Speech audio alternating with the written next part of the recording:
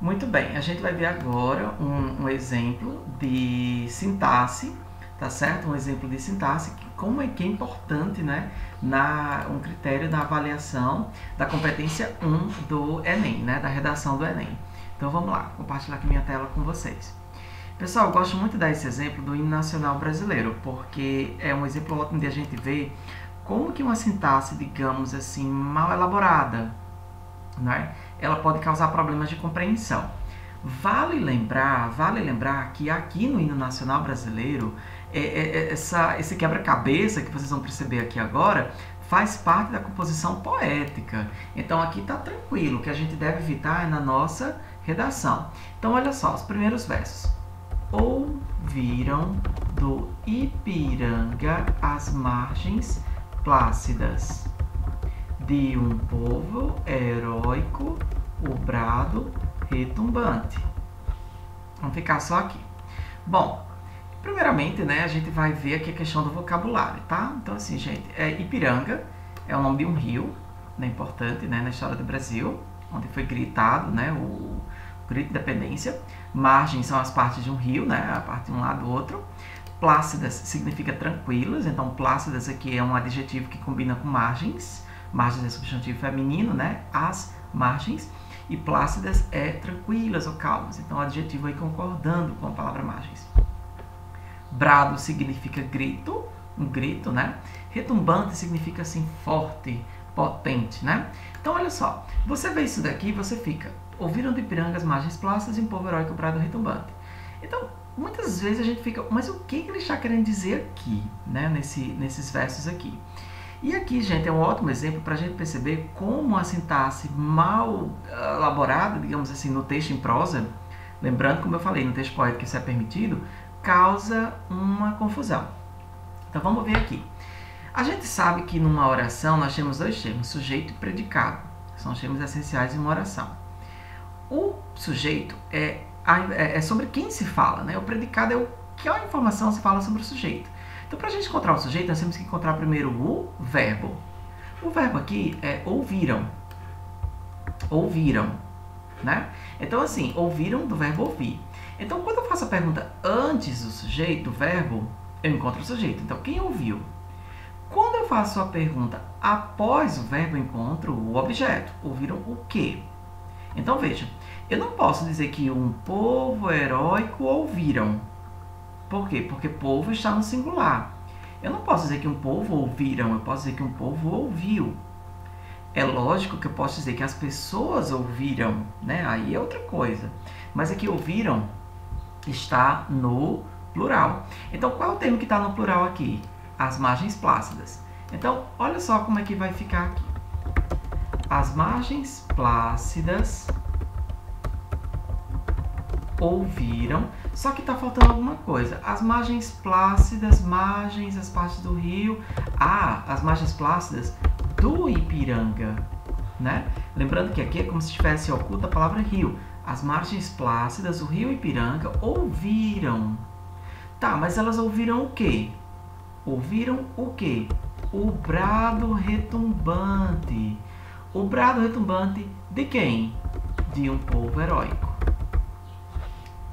Então foi isso que aconteceu. As margens calmas do rio Ipiranga ouviram o grito forte de um povo heróico. Podem perceber que eu não troquei nenhuma palavra, eu não acrescentei nenhuma palavra. E o que que eu fiz? Eu peguei esse quebra-cabeça aqui, ó, um termo, outro termo, né? Outro termo, outro termo. E aí eu coloquei e encaixei no local correto, de forma que agora nós temos um texto mais coerente, certo? Nós temos um texto mais coerente. Então, por que eu estou trazendo esse exemplo? Porque a gente deve evitar, gente, esse tipo de estrutura no nosso texto dissertativo, tá? Eu devo sempre ter o cuidado de usar o sujeito, o verbo e os complementos, para que tenha clareza. Para que tenha clareza. Eu vou dar um outro exemplo aqui para vocês. Se a palavra a fosse craseada, o sentido agora seria completamente outro, né? Por quê? Porque as margens plácidas seria um adjunto adverbial de lugar. Então, olha só aqui, ó. Ouviram o brado retumbante, se tivesse, mas não tem. Ouviram o brado retumbante de um povo heróico. Onde? Onde que eles ouviram? Às margens plácidas do Ipiranga. Gente, aqui o sujeito é inexistente. Quem ouviu não se sabe. Se sabe o que foi ouvido. O que ouviu? O que? O brado retumbante de um povo heróico. Foi ouvido onde? Aqui eu teria essa locução adverbial de lugar. Onde que foi ouvido esse grito? As margens plácidas do Ipiranga. Nesse caso, um momento aqui. Pronto. Nesse caso aqui, se tivesse crase, mas aqui lembrando que no texto original não tem. Então, ouviram, quem ouviu? As margens plácidas do Ipiranga. Ouviram o quê? O brado retumbante. De quem? O povo heróico. Então, mais uma vez aqui eu tenho sujeito da frase, verbo, que separa o sujeito do objeto. Se você ouve algo, ouviu o quê? O brado retumbante. Brado retumbante de quem? De um povo heróico. Mais uma vez, a gente precisa lembrar de usar essa forma aqui nos nossos textos para que eles tenham clareza e que a gente não perca ponto na competência 1. Porque isso daqui, se a gente fizer essa mistura aqui todinha, além de deixar o texto difícil de compreender, você também vai perder pontos na competência 1. Muito bem, então agora nós vamos conhecer a matriz de referência da competência 2, né? A competência 2 do material de leitura, né? Aqui que o INEP disponibilizou para que a gente possa conhecer bem as características, né? Da nossa redação. Então vamos lá, competência 2. Eu vou mostrar aqui para vocês o sumário, que o sumário já vai dar algumas ideias, né, de que se trata essa competência, e depois eu vou mostrar para vocês a matriz de competência, ou seja, o que você, estudante, o que você, candidato, precisa saber para fazer o máximo de pontuação na competência 2 na redação do Enem. Então, tem uma introdução, o primeiro tópico você tem a matriz de referência, que é o que nós vamos ler daqui a pouco. Grade específica da competência 2, termos importantes para a aplicação da grade específica, a gente não vai precisar ler. Avaliação da abordagem do tema, isso aqui nós vamos ler também, tá? Avaliação do tipo textual, lembrando que o tipo textual, como eu falei, é o gênero dissertativo argumentativo, prestando atenção se você consegue respeitar as características deste gênero, né? Você também vai ter o que? Avaliação de repertório. Repertório aqui, como a gente vai ver, é justamente assim, o que você usa, né? Os fatos, né? O vocabulário que você usa no seu texto, né? Aqui tem a descrição dos níveis, certo? Se houver, por exemplo, tangência, aglomerado de palavras, aquela coisa de, por exemplo, parágrafo com muitas palavras sem a separação adequada dos períodos, né? Se há, por exemplo, características constantes e outros tipos textuais, ou seja, se há você resolve, por exemplo, usar um fato. Então você vai, por exemplo, narrar um fato, uma história. Então, como que você faz isso? Se isso toma o parágrafo inteiro, se você faz isso mais de uma vez, né? A mesma forma, se você também, por exemplo, for descrever algo muito demasiadamente, mesmo que para sustentar a sua argumentação, mas isso também conta ponto aqui, tá? Aqui vale 40 pontos, né, esse tópico.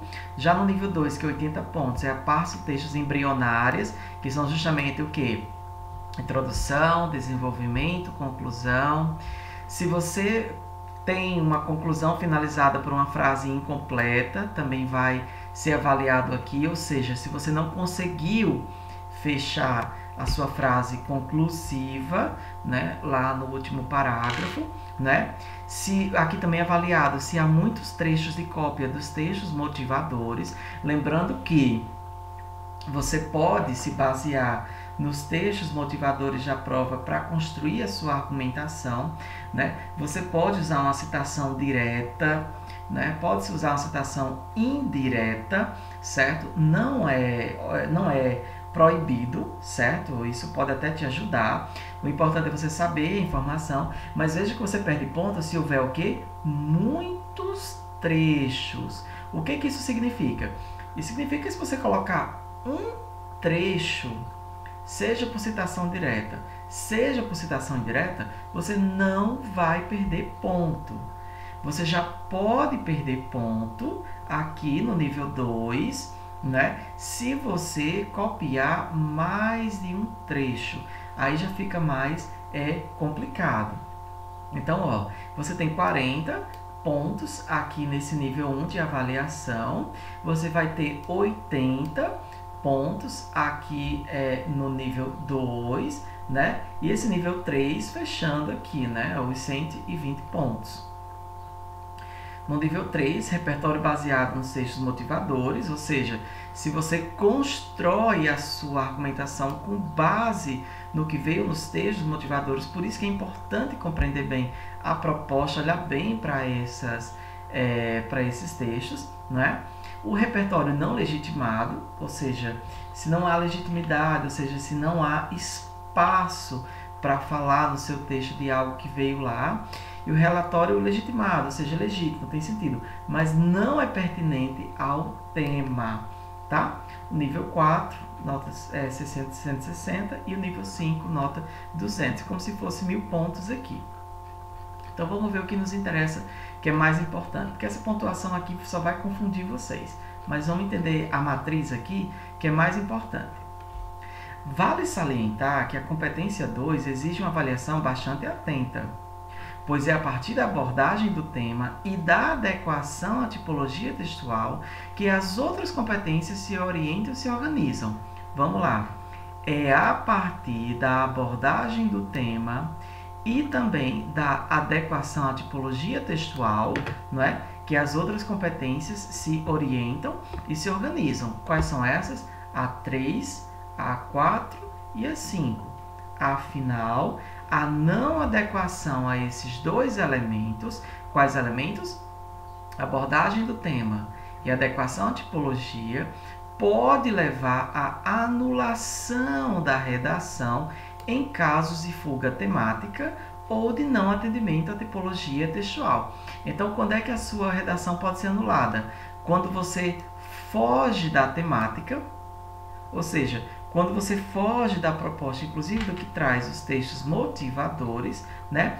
E principalmente também se você não atende à questão da tipologia textual exigida. Ou seja, se você excede em uma narração ou em uma descrição ou um texto meramente informativo, que a gente tem que ter muito cuidado. Se nós estamos colocando informações demais sem conectar essas informações a um argumento, a uma ideia a ser defendida, o texto ele pode ficar informativo e, portanto, ele pode ser anulado, tá? E aí o que o INEP está dizendo? Lembrando que isso aqui é um material para quem está avaliando as redações. Neste sentido, observamos que a avaliação na redação da competência 2 deve ser feita considerando sempre esses dois elementos. Então, o que é competência 2? Sempre o tema e o tipo de texto. Então, resumindo, o que é a competência 2? Na competência 2, eu vou ser avaliado se eu consigo atender à proposta do tema. O tema geralmente é bem completo, né? Bem complexo, abre aba para as outras coisas, mas como é que eu vou ter certeza que o meu foco do tema está correto? Quando eu olhar para os textos motivadores. Então, eu tenho que o quê? Dar uma olhada nos textos motivadores para perceber qual o foco desses textos e construir a minha redação com base nesse foco. Lembrando que aqui em cima, né, olhando para cá, eu posso copiar algum trecho, seja de forma direta, de forma indireta, sempre fazendo a referência como a gente já aprendeu, tá? Mas eu posso ser penalizado se houver muitos trechos. Ou seja, isso pode mostrar que a pessoa não tem repertório suficiente, né? Que está sempre, ou seja, não tem ideias próprias, não é isso? voltando para cá. Então, eu tenho que olhar os textos motivadores e ter certeza que eu conheço todas as características do tipo de texto que eu vou escrever na redação do Enem. Em outras palavras, para que na competência 2 o texto seja avaliado em um dos 5 níveis previstos pela matriz de referência da redação do Enem, será fundamental realizarmos o estudo e avaliação de ambos os elementos, quais tema e tipo, atentando sempre para os condicionantes que levam a passagem de um nível para outro. Tudo bem? Vamos lá, continuando. Então, agora vamos dar uma olhadinha aqui na matriz de competência. Então, matriz de referência da competência 2, né? Que é essa danada aqui, que a gente percebeu que a competência 2, em suma, vai ser o que? Tema e tipo. Então, vamos lá. Compreender a proposta de redação, essa é a primeira matriz, e aplicar conceitos das várias áreas de conhecimento para desenvolver o tema, dentro dos limites estruturais do texto dissertativo argumentativo em prosa. Então, por isso que está aqui, tema e tipo de texto, né? Aplicar conceitos das várias áreas de conhecimento, ou seja, usar conceitos de históricos, sociológicos, principalmente, né? Se for o caso, muito difícil, mas algum biológico, né? Alguma coisa desse tipo. Então, vamos lá. Primeiro ponto. Se o aluno é capaz de apresentar o assunto, tangenciando o tema, ou seja, contextualizando o tema, né? Trazendo para logo o texto, ou demonstra domínio precário do texto do tipo dissertativo argumentativo, certo? Se não conhece bem como é que tem que se desenvolver uma introdução, como é que se desenvolve um parágrafo de desenvolvimento, o que tem que vir no parágrafo conclusivo, com traços constantes e outros tipos textuais. Ou seja, se você começa o seu texto contando uma história e termina contando essa história, né, é capaz de você já perder um monte de ponto aí. Porque, embora você possa usar essa estratégia, mas assim, não dá para deixar um parágrafo só com isso. Por quê? Porque seria um traço constante do texto narrativo. Tópico 2. Vai ser avaliado se você consegue desenvolver o tema recorrendo à cópia dos textos motivadores, né? Ou seja, quando ele fala, ele percebe aqui, se você sempre vai ver essa cópia, ou seja, não é copiar, né? É você entender o teor daqueles textos ali. Ou se apresenta domínio insuficiente do texto dissertativo argumentativo. Mais uma vez, o tópico é sobre o tipo textual, não atendendo a estrutura como uma proposição, argumentação e conclusão. Proposição, gente, é essa frase temática. A preposição seria não é preposição, tá? Presta atenção, proposição, proposta. Então, por exemplo, uma proposição seria uma frase da qual ninguém negaria, né? Geralmente uma frase que vem lá no início da introdução, que essa frase contextualiza o tema e traz uma verdade, um fato, que, como eu disse, né? Fato geralmente não se contesta, né? Apenas a opinião. Então, se você é capaz de trazer essa proposição, essa frase temática, se você argumenta sobre essa proposição, se você conclui, né? Trazendo a proposta de intervenção e por aí vai. Você também é avaliado se você consegue desenvolver o tema por meio da argumentação previsível, ou seja, daquela que é prevista, que é esperada, e se apresenta domínio mediano do texto dissertativo argumentativo, com proposição, argumentação e argumentação. Então, aqui ó, deu 1 ao 5, né? Aqui já está melhorando, né? Se você é um 1, 2 ou 3, né? Já se você é um 4, quer dizer que você já está melhorzinho. Olha só, se você consegue desenvolver o tema por uma argumentação consistente, apresenta bom domínio do texto dissertativo argumentativo, com a preposição, com a argumentação e com a conclusão, né? Então, e o 5, que é onde a gente precisa estar. Se você consegue desenvolver o tema por meio da argumentação consistente, a partir de um repertório sociocultural produtivo, olha, se você tem o domínio, né, de conceitos, como eu falei, históricos, sociológicos, né, assim, ou seja, se você consegue olhar esse repertório, você tem esse conhecimento de mundo, né, para desenvolver essa sua argumentação e apresenta excelente domínio do texto dissertativo argumentativo. E o que é isso, gente? É você saber direitinho as características e como, tudo que deve estar numa introdução, né? Como que os parágrafos de desenvolvimento devem ser desenvolvidos. Como que eu posso desenvolver uma argumentação, um argumento de forma bem feita, né? O que eu tenho que ter na conclusão, né? Se eu consigo fazer o desfecho, se eu consigo trazer uma proposta de intervenção. E aqui seria a nota máxima, né? O 5, né? Que é o esperado do aluno, percebe? Que mais uma vez, você tem aqui avaliação novamente, tema, você consegue desenvolver o tema, né, dentro lá da proposta de forma bem clara, de forma bem produtiva, e se o domínio do tipo textual, da tipologia textual vai ser feita de forma excelente, tudo bem? Aí aqui você tem algumas outras informações e tal, que aqui não vai ser tão importante pra gente não, tá? Ok. Vamos só terminar com essa parte aqui. Tema. O tema é definido a partir da frase temática apresentada na prova de redação. Veja que o tema a gente vai deixar em negrito, certo? Em relação à prova de 2018, a partir da frase temática, manipulação do comportamento do usuário pelo controle de dados na internet, essa é a frase temática. Espera-se que o participante compreenda e aborde o tema de forma completa, apresentando o controle de dados na internet e veja que tem até essa letra E maiúscula, né? E, além disso, a manipulação do comportamento e ou as consequências, os efeitos e os exemplos do ato de manipular o usuário da internet. Portanto, textos que abordem exclusivamente tecnologia, mídia ou outros assuntos, sem sequer mencionar a internet ou qualquer elemento do universo da internet, não terão abordado sequer o assunto mais geral da prova e deverão ser avaliados como fuga ao tema, certo? Por quê? Porque como tem o comportamento do usuário pelo controle de dados na internet, então se não se menciona a internet ou qualquer outro elemento da série da internet, por exemplo, se não menciona os algoritmos, né, tão falados hoje, então a pessoa já deve ser enquadrada, a temática, a redação da pessoa já deve ser avaliada como fuga ao tema. O que acontece com fuga ao tema? Anula-se. 0, ok?